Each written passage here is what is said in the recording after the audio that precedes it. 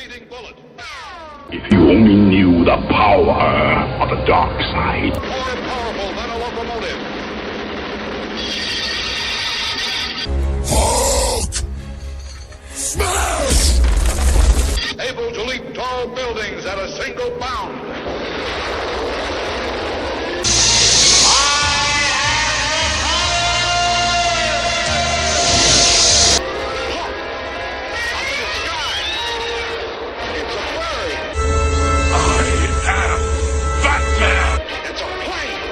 There's more to them than meets the eye.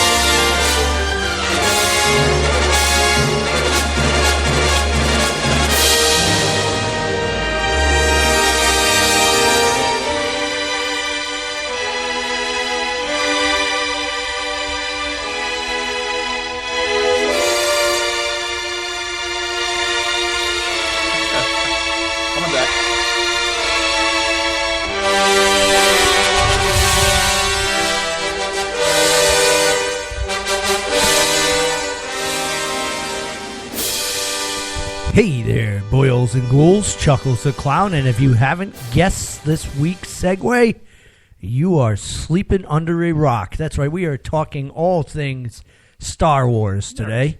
Yes, nerds. But us nerds are on the up and up. We are the popular. If you're not on the bandwagon now, you might as well get on there before you get left behind. Now, we're going to talk about things Star Wars that I enjoy, and that's leaving out episode 1, 2, and 3. I did say on my invite today that I would talk 5 seconds about episode 1, 2, and 3. And here's my 5 seconds. They absolutely suck. I thought you were just going to say they exist. There you go. No, I don't like to think they exist. Whenever I buy the trilogy, it's always New Hope, the Jedi, and of course, Empire Strikes Back. I don't care about episode 1, 2, or 3, to say the least. Let's welcome George Garner with us. I'd be remiss not to mention him because he is a fellow enthusiast of the dark side. And, of course, Nurse Misery, probably a fellow enthusiast of the rebel scum, because I've seen her dress up as Princess Leia quite a few times. And even at night, when I ask her to play Slave Leia, she puts the old proverbial penis block on and puts that white outfit in the buns. How dare you? How dare you? It's called lack of self-confidence. I wanted to live out my childhood and lay Princess Leia, and you would not allow me. Well, help me jog around the block a few times. You can play Han Solo, and I'll play Slave Leia. Why would I want to play Han Solo? He's a loser. He's the one that gets to lay Leia. Yeah, but, you know, well, that is kind of weird if Luke did it, because he made out with his sister. Yeah, we're not playing that role-play game. Yeah, that goes pretty much unremarked, doesn't it, by Star Wars fans? Yeah. That was an incestuous spit-swapping there. But you know, something that's not something that wasn't done. I mean, even our American culture still is done. Oh, and absolutely. Back in the Renaissance day, you were not allowed to breed with anybody outside of royalty, which So you're sleeping with your cousins all the you time. were incest bred there, and that went for hundreds of years. Well, we had to populate our carnival freak shows. Yeah, but So- didn't they say the dark side takes place, or the Star Wars takes place a long, long, long time ago? In an Appalachian community far, far away, yeah. So that means that Luke Skywalker was a trendsetter for the incest. He started it all for us right there, ladies and gentlemen. Luke himself. I'll tell you, and they have brought Luke Skywalker back in this new Star Wars movie. Will we see more incestuous tongue swapping? Is that's my only question. I don't know. You know, I'm going to get to the new movie in a second. And here's the second. They haven't really showed too much of Mark Hamilton in any interviews, in any pictures, or any advertisements for the new movie. No, which makes me nervous. I mean, Yeah. I'm thinking maybe I can tie a couple of threads together here for you, Chuckles. Maybe that moment of incestuous spit swapping from way back when was the first indication that Mark Hamill's character Luke Skywalker will go to the dark side, I'm going to predict he does. I'm going to predict he's a villain. and that's why we're not hearing too much about him. Is it me, or is like a lot of these? Now I know it's not movie promotions, but a lot of these Star Wars promotions, we're seeing Darth Vader.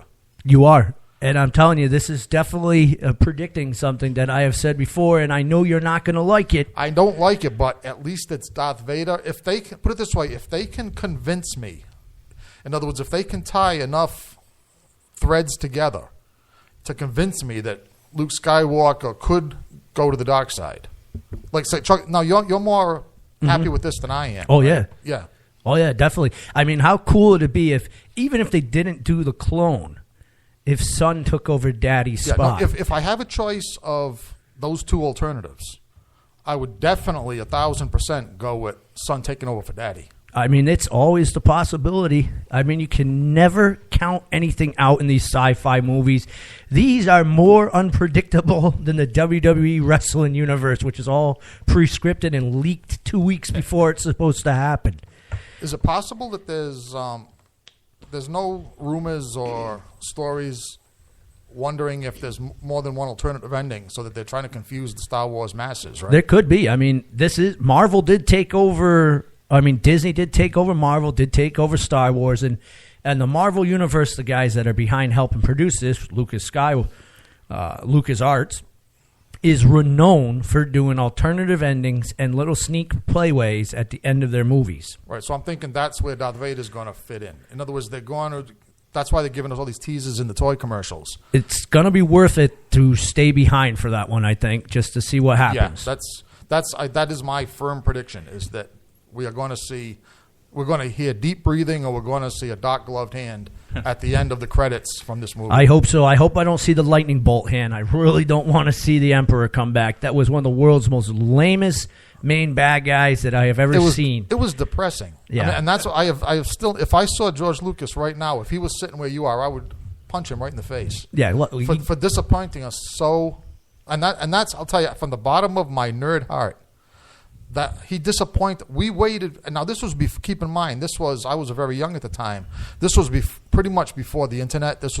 We had no way of even being prepared for the idiocy that he foisted on us in the Jedi. That's true. We were unprepared. It was awful. I'm still traumatized by that. Darth Vader going good. It almost made me lose my confidence in the evilness of the universe. Never lose your confidence, because evil will always win over good, because if we don't have conflict of interest. If we don't have conflict of interest, we don't have entertainment. Peace equals boredom. Absolutely. And I like to think that our two shows are carrying forward that. That's right. I'm not going to try to be an idealistic here, but how many games and everything are based off of violence? I mean, we preach anti-violence, but even in the Star Wars movies, the key word is at the end. Wars.